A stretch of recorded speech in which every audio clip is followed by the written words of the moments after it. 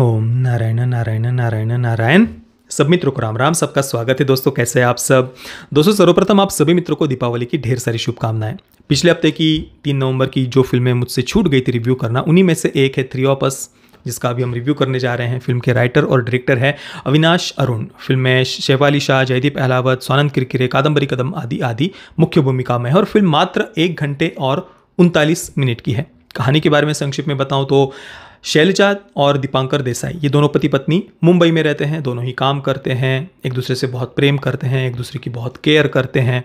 और शुरुआत में जिस प्रकार से सारे कैरेक्टर्स को हमारे सामने प्रस्तुत किया है, इंट्रोड्यूस किया है, तो तुरंत वे कैरेक्टर हमें रिलेटेबल लगते हैं। कहीं पर भी ज़बरदस्ती का कोई ऐसा छाती कूटना नहीं था। जैसे कि शैलजा देसाई, वे डिवोर्स डिपार्टमेंट में, जितना मैं याद है, मतलब कंसल्टेशन वे देती है।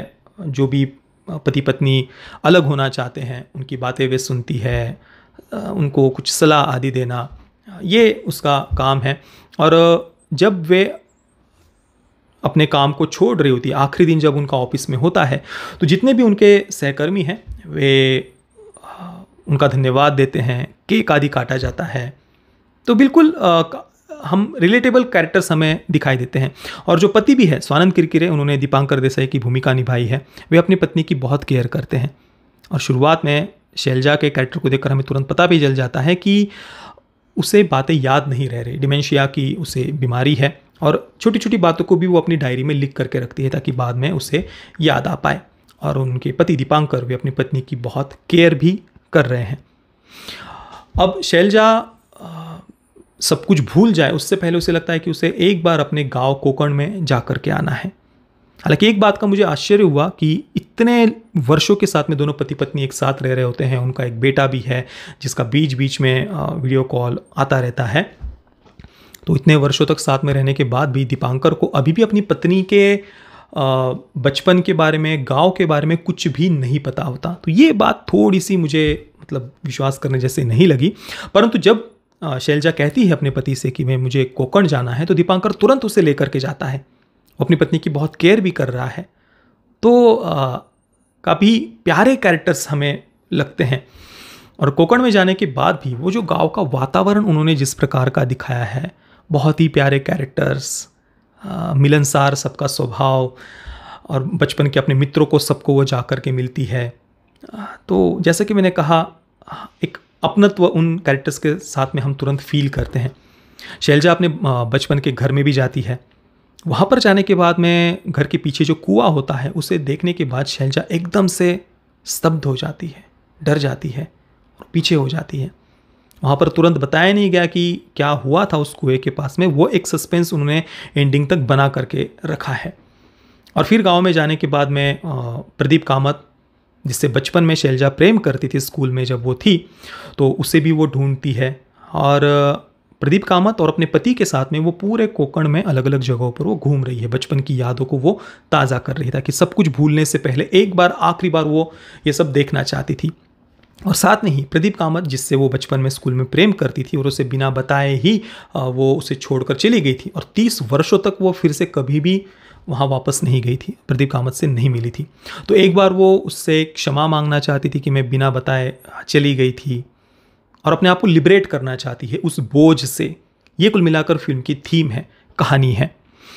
तो देखिए, कैरेक्टर्स रिलेटेबल थे, काफ़ी प्यारे पात्र हैं।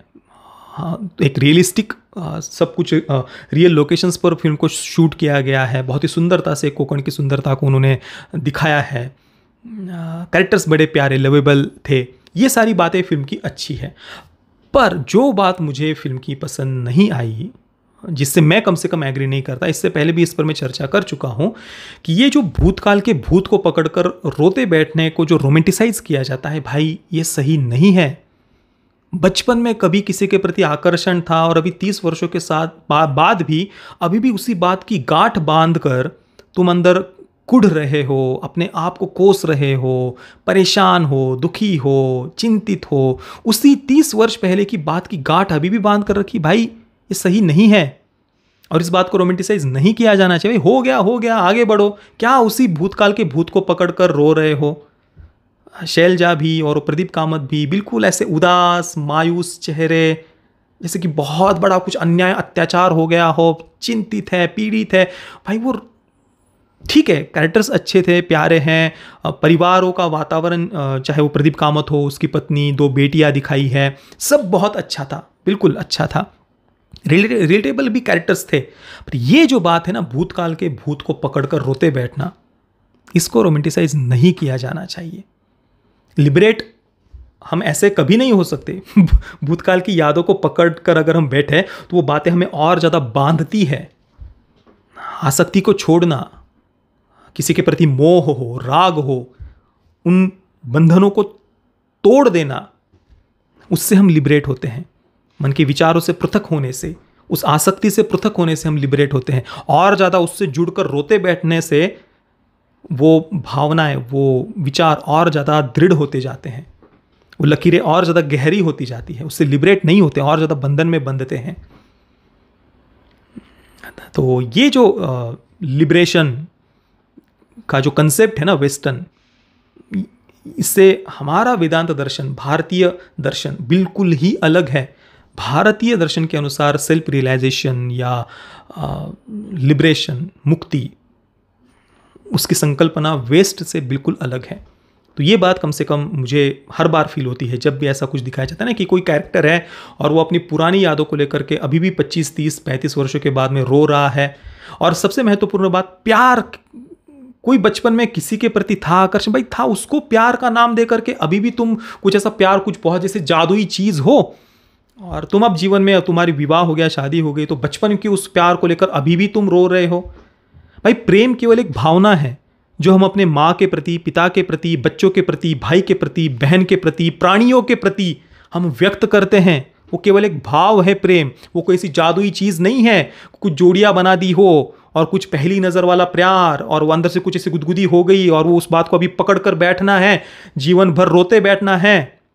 ये मूर्खता है, महामूर्खता है, विशुद्ध कोटि की मूर्खता है। इससे घटिया, थर्ड क्लास और तुच्छ मानसिकता, मेंटेलिटी दूसरी हो ही नहीं सकती। ये बात जब तक दिमाग में नहीं बैठती ना, रोज रोज इस बात को रिपीट किया करिए। ये मूर्खता है कि बचपन में किसी के प्रति आकर्षण था और 30 वर्षों के बाद भी वो सो कॉल्ड प्यार को लेकर के रो रहे हैं। मूर्खता है, महामूर्खता है, विशुद्ध कोटि की मूर्खता है ये। प्रेम केवल एक भाव है जो हम व्यक्त करते हैं किसी के प्रति। हम जब निर्णय लेते हैं हमें किसी के साथ जीवन व्यतीत करना है, चाहे वो अरेंज मैरिज के थ्रू या लव मैरिज के थ्रू हो, तो वो हमारा कर्तव्य है कि हम उससे प्रेम करें। वो एक कर्तव्य भी है उसके पीछे, उस प्रेम की भावना के पीछे।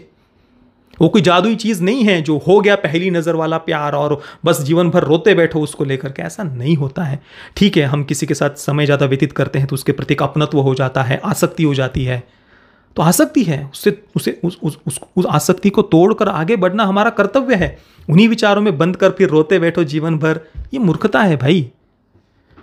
फिल्म अच्छी थी, टेक्निकली एक्सट्रीमली वेल मेड थी, डायरेक्शन बहुत बढ़िया था, पर यह थीम मुझे पसंद नहीं है। कुल मिलाकर मुझे पसंद होना ना होना वो छोड़ दीजिए, सही नहीं है। जीवन जीने का ये तरीका नहीं है कि भूतकाल के भूत को पकड़कर रोते बैठो, फिर तो रोते ही बैठो कि जीवन भर। फिर पूछो क्या हुआ, क्यों रो रहे हो, तो भाई यार चेहरा ही ऐसा है, हम तो रोते ही, ऐसा नहीं होता। आगे बढ़ो, खुश रहो। चलिए, हाँ टेक्निकली वेल मेड है। 3 ऑफ अस को मैं दूंगा 7 आउट ऑफ 10 स्टार्स। बस टेक्निकली अच्छी थी इस कारण से, बाकी थीम तो मुझे ये बिल्कुल भी पसंद नहीं है। पैरेंटल गाइडेंस की कोई आवश्यकता नहीं है, फिल्म में कोई सेक्स, न्यूडिटी, वायलेंस वगैरह ऐसा कुछ भी नहीं था। बाकी आपने अगर इस फिल्म को देखा है तो आपके इस पर विचार क्या है, मैंने जो बातें कही उस पर आपके विचार क्या है, मुझे अपने नीचे कमेंट में अवश्य बताना। ये वीडियो देखने के लिए आप सभी मित्रों का बहुत बहुत धन्यवाद। जय श्री राम, वंदे मातरम।